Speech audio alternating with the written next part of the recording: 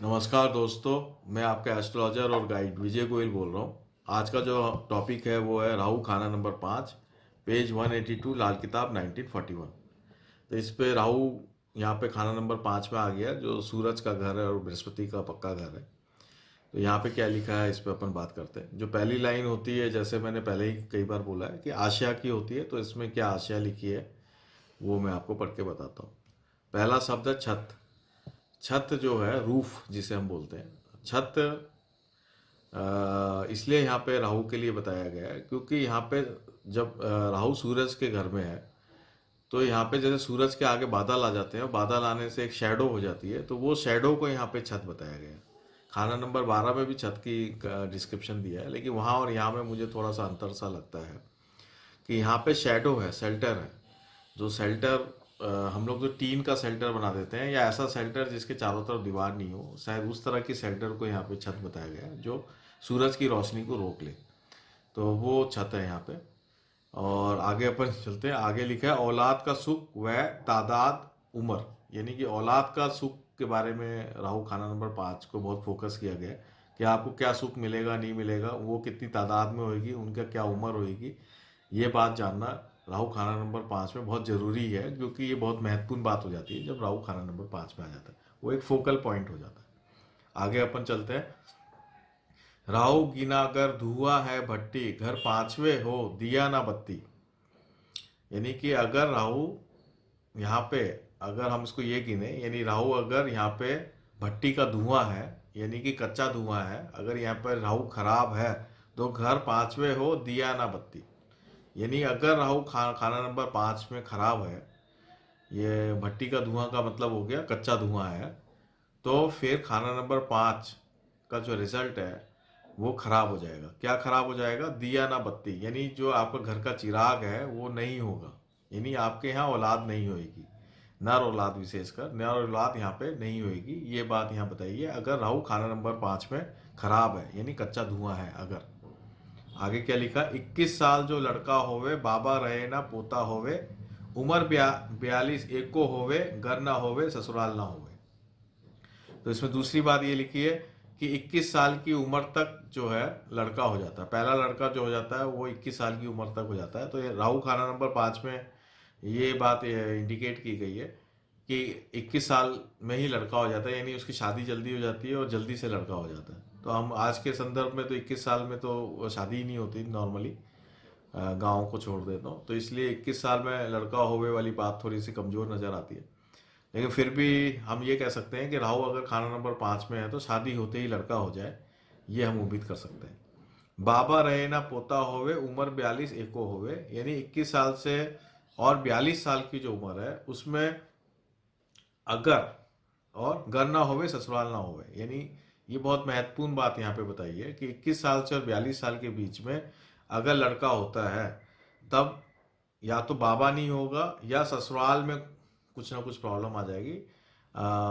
घर ना होवे ससुराल ना हो, यानी ससुराल से दूरी बन जाएगी। ये बात यहाँ पे बताई है। 1952 में इसको ये बताया कि ससुर नहीं होता है, यानी कि 21 साल से 42 साल में अगर लड़का होता है तो या तो बाबा नहीं होता या ससुर नहीं होता। जो बृहस्पति की जो आशया है बृहस्पति की, वो बाबा है, और राहु की आशया जो है वो ससुराल है। तो इसलिए यहाँ पे ससुराल में पिता जो है वो बृहस्पति का आसिया हो गया। इसलिए यहाँ पे दोनों बात बताई गई है कि 21 से 42 साल के बीच में एक ही चीज होती है उम्र, है ना। 42 एको होवे, एको होवे मतलब एक ही चीज होती है कि अगर आपका लड़का हो गया तो या तो बाबा नहीं होगा या ससुर नहीं होगा। आगे चलते हैं। सूरज गर वहाँ पहले होवे, फल राहु का मंदा होवे, उम्दा होवे। सूरज गर वहाँ पहले होवे, फल राहु का उम्दा होवे। अगर सूरज अगर खाना नंबर 1 में आ जाता है और राहु खाना नंबर 5 में है, तो फिर इसका फल बहुत अच्छा हो जाएगा। ये बात यहाँ बहुत इंपॉर्टेंट लिखी गई है ना। तो ये जरूर इसको नोट कर ले। चंदर ही घर साथी होवे, भोचाल राहु का ठंडा होवे, घर ना होवे माता ना होवे, घर होवे मछ रेखा होवे। यानी अब चंद्र के ऊपर बात की गई है कि अगर चंद्र साथी ग्रह होता है, यानी राहु और चंद्रमा अगर खाना नंबर 5 में है, दोनों एक साथ है, तो राहु का जो भूचाल है, क्योंकि राहु भूचाल इंडिकेट करते हैं थरथराना, धरती का थरथराना जो भूचाल होता है, अर्थक्वेक जिसे हम बोलते हैं, उसको इंडिकेट करता है। तो वो ठंडा हो जाता है, यानी इसका भूचाल रुक जाता है। जैसे हाथी जब चलता है ज़मीन में तो ऐसा लगता है जैसे ज़मीन हिल रही है, तो वो उसका जो कंपन है वो ठंडा हो जाता है चंद्रमा से। तो अगर राहु के साथ चंद्रमा 5वें घर में है तो भी राहु का बैड रिजल्ट्स, जो नेगेटिव रिजल्ट्स हैं, वो नहीं रहेंगे। घर ना होवे, माता ना होवे, घर होवे, मच रेखा होवे। अगर इसमें एक नेगेटिव रिजल्ट है कि अगर चंद्रमा खराब है तो माता नहीं होएगी, राहु खाना नंबर 5 में है और चंद्रमा खराब है तो माता नहीं होएगी। और अगर माता है तो मत्स्य रेखा होएगी। मत्स्य रेखा अपन ने कई बार पढ़ा है, शनि के जो आप वीडियोस देखें उसमें मत्स्य रेखा का मैंने बहुत सारा डिस्क्रिप्शन दिया है। नॉर्मली मत्स्य रेखा जो होती है वो धन रेखा से, समृद्धि से और वंश से संबंधित होती है, और मत्स्य रेखा बहुत शुभ रेखा मानी जाती है। तो यहाँ पे एक कंडीशन बता दी है कि अगर माता है तो मत्स्य रेखा होगी, यानी राहु अगर खाना नंबर 5 में और माता जिंदा है तो मत्स्य रेखा होगी। और इसमें एक साथ में ये भी लिखा है कि मत्स्य रेखा वास्ते सिर्फ तादाद औलाद, यानी कि आपके बच्चे कितने होंगे, यानी आपकी माता है तो आपको बच्चों का सुख आपको प्राप्त होगा ही होगा। ये बात यहाँ पे बताई गई है। आगे भी जो लिखा है, भ्रम सनास व आबिद होगा या लक्ष्मी का हाथी का साया होगा। ये इसी बात को सूरज और चंद्रमा को लेके ही यहाँ पे इस बात को आगे एक्सटेंड किया गया है कि भ्रम सनास व आबिद होगा। तो भ्रम सनास का मतलब ये होता है ऐसा व्यक्ति जो ब्रह्मा को पहचानने वाला हो। आबिद का मतलब सूफी संत होता है, ऐसा संत जो ईश्वर को प्रेम करने वाला हो। तो ईश्वर को प्रेम करने वाला या ब्रह्मा को पहचानने वाला, यानी आत्मज्ञानी। अगर हम हिंदी में शब्द लेंगे तो आत्मज्ञानी शब्द आएगा ब्रह्म सनास का, जो उर्दू का शब्द है। ये आबिद भी उर्दू का शब्द है। तो सूफी संत हम कह सकते हैं आज के ज़माने में, तो संत होगा। तो ये कब होगा, जब सूरज और चंद्रमा दोनों में से एक अच्छा हो या दोनों अच्छा हो, तब ये होगा। या लक्ष्मी पर हाथी का साया होगा, लक्ष्मी पर हाथी का साया होगा। तो इसका मतलब ये है कि जो पत्नी है, पत्नी पे राहु का साया होगा। ये भी यहाँ इंपॉर्टेंट बात बताई गई है कि आप शुक्र को भी देख लें कि शुक्र की क्या स्थिति है। कई बार शुक्र पे हाथी का साया होने का मतलब राहु का साया होगा, यानी अगर शुक्र पे राहु का साया है तो पत्नी की तबीयत भी खराब हो सकती है, या वहाँ कोई ना कोई प्रॉब्लम, पत्नी से संबंधित कोई प्रॉब्लम आ सकती है। तो यहाँ पे ये जो बात बार बार बताई जा रही है हेल्थ के लिए, तो वो पत्नी की हेल्थ के लिए इसलिए बात की गई है क्योंकि यहाँ पे चिल्ड्रन की बात हो रही है, आपके चिराग की बात हो रही है। तो चिराग की बात हो रही है, चिल्ड्रन की बात हो रही है, तो पत्नी की सेहत का अच्छा होना जरूरी है। तो अगर यहाँ पे राहु खराब है तो पत्नी की सेहत खराब होगी, और पत्नी की सेहत खराब होने से भी चाइल्ड नहीं हो, ये बात भी यहाँ इंडिकेट की गई है। चंद्र के अलावा अगर मंगल शनिचर का साथ हो जावे या सूरज ही मुश्तरका दीवार के घर होवे तो तादाद और औलाद पर बुरा असर ना होगा।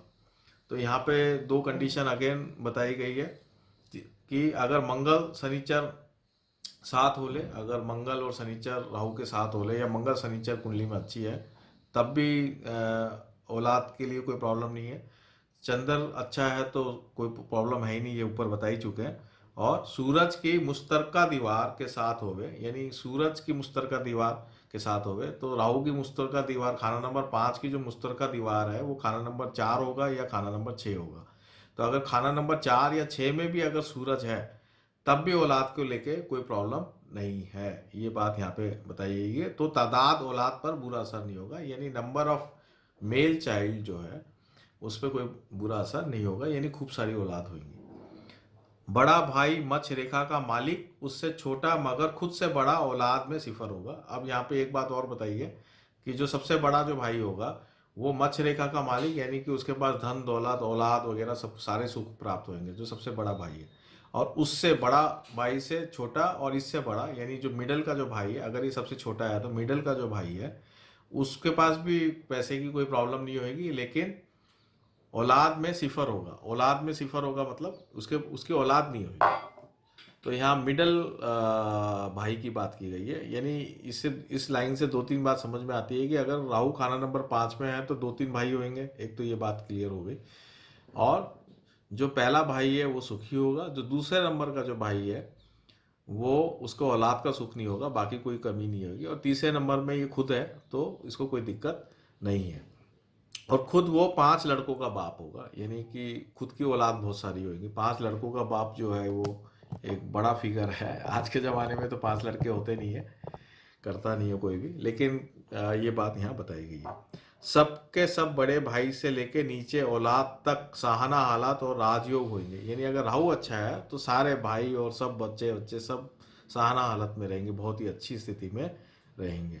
आगे बढ़ते हैं। बशर्ते है कि राहु दहलीज उम्दा, बल्कि चांदी की सारी दहलीज के नीचे चांदी की पतरी जो किसी तरफ से भी गोलाई पर ना हो मौजूद हो, और दक्कन का दरवाजा बड़ा दरवाजा का साथ ना हो, वरना राहु का वही कच्चा धुआं होगा जो इसका जरूर धुआं निकाल देगा और जेरबार करके तबाही का धक्का लगाता जाएगा। तो यहाँ पे एक उपाय बताया है कि एक कंडीशन दी है कि जितने भी दहलीज है, देखिए कोई भी दहलीज है वो राहु की आशा में माना गया है। गेट में जो दहलीज होती है, एंट्री गेट के अंदर जो दहलीज होती है, तो इसमें ये एक उपाय बताया है कि घर में जितनी भी दहलीज है, जितने भी गेट हैं, सबके नीचे एक चांदी की पतड़ी लगा दें। स्क्वायर रेक्टेंगल फॉर्म की जो पतड़ी होती है, गोल नहीं होनी चाहिए, चपटी पतरी जो होती है, चपटी पतरी हर घर के हर दहलीज में लगा दें, तो उससे ये जो राहु की जो नेगेटिविटी है वो नहीं आएगी और सब कुछ अच्छा होगा। दूसरा, राहु 5 वाले को दक्कन का दरवाजा का साथ ना हो, यानी जो मेन गेट है, यानी उसका जो हाउस फेसिंग है वो साउथ फेसिंग नहीं होना चाहिए। दक्कन का दरवाजा का मतलब यहाँ पे दक्षिण का दरवाजा है, साउथ फेसिंग की बात की गई। तो राहु 5 वाले को साउथ फेसिंग मकान में नहीं रहना चाहिए। ये बात यहाँ पे हिदायत प्रिकॉशन के रूप में, हिदायत के रूप में दी गई है। तो ये बात बहुत ही इंपॉर्टेंट है, ये सब राहु 5 वाले जाने। वरना राहु का वही कच्चा धुआं होगा, यानी कि राहु बिल्कुल बर्बाद हो जाएगा अगर आपने साउथ फेसिंग दरवाजा में आपके घर की एंट्री है तो। जो इसका जरूर धुआं निकाल देगा, यानी आपको बर्बाद कर देगा, या जेरबार करके तबाही का धक्का लगाता रहेगा, या फिर अगर नहीं तो आपको वो खुद को इंडिपेंडेंट आगे नहीं बढ़ने देगा। आप किसी की गुलामी करेंगे या मतलब किसी के अंडर में आप काम करेंगे और आप बर्बाद भी हो जाएंगे। काम अगर किसी के अंडर में कर भी रहे हैं तो भी आप आबाद नहीं रहेंगे, बर्बाद हो जाएंगे। ये बात यहाँ पे बताई है। कब? जब आपका घर साउथ फेसिंग हो। अब आगे इसमें वर्षफल की बात की गई है। ये शायद बहुत ही कम जगह वर्षफल की बात की गई है, यहाँ पे वर्षफल की बात की गई है। वर्षफल में राहु खाना नंबर 5 का मंदा असर अगर उसकी औलाद पर ना हो तो पोते पर जरूर मंदा होगा। अगर वर्षफल में राहु अगर 5 में आ जाता है घूम के, जिसका पहले से ही राहु खाना नंबर 5 में है और फिर राहु घूम के वापस वर्षफल में आ जाता है, एज पर लाल किताब, यहाँ जब हम वर्षफल की बात कर रहे हैं तो लाल किताब वर्षफल की बात कर रहे हैं, ये बात ध्यान रखें। तो पोते पर जरूर मंदा होगा, यानी कि उस टाइम जो जातक है उसका औलाद तो होगी, उसका औलाद की औलाद यानी उसकी पोते की पोते पे इसका मंदा असर जरूर होगा। उस टाइम उपाय करना जरूरी है। अगर सूरज या चंद्रमा या मंगल खाना नंबर 4, 6, 12 में हो तो तादाद औलाद नर 5 से कम ना होगी। तो यहाँ पे फिर एक कंडीशन और अच्छी वाली दे दी है कि सूरज, चंद्रमा और मंगल, सूरज, चंद्र और मंगल अगर ये 4, 6, 12 में हो तो तादाद औलाद की 5 से कम नहीं होगी। तो देखिए अपन ने सूरज का पढ़ ही लिया था कि मुश्तरका ग्रह अगर हो तो 4 और 6 में सूरज होने से तो वैसे ही अच्छा रहेगा, यानी यहाँ पे सूरज विशेषकर 4 और 6। मंगल अगर 12 में होता तो राहु वैसे ही कंट्रोल में होता है, तो इसलिए भी यहाँ मंगल 12 की बात की गई है। और चंद्रमा 4, 6, 12, अगर चंद्रमा भी 4, 6, 12 है तो भी कोई दिक्कत नहीं है। तो ये तीनों मतलब ये कंडीशन आप लगा सकते हैं कि 4, 4, 6 और 12 में सूरज हो या चंद्रमा हो या मंगल हो तो फिर राहु का नेक असर होगा। लेकिन विशेषता सूरज 4, 6 में, मंगल 12 में और चंद्रमा भी 4 और 12 में, मेरे हिसाब से ये थोड़ा सा मैं अपनी तरफ से बता रहा हूँ, लेकिन यहाँ पे कोई भी हो सकता है।